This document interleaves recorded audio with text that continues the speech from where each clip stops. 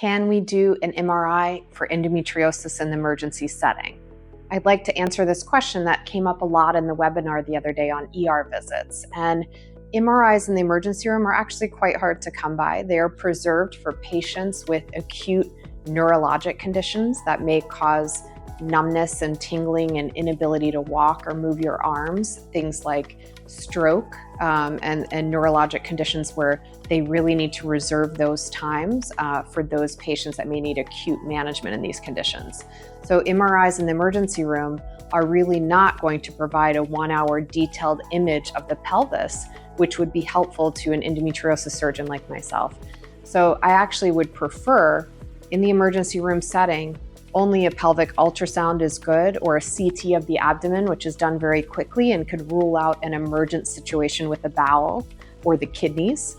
And that can be done with a CT scan. A detailed pelvic MRI is actually best performed in an outpatient facility that we work with often and that is very skilled and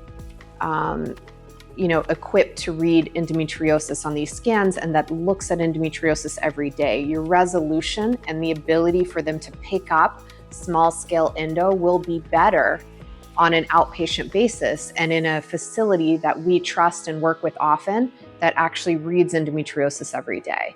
And when you have a scan at the wrong place and it's not a very detailed report, or they're just looking for an emergent situation, not endometriosis included, then the scan will be very limited on what the results say.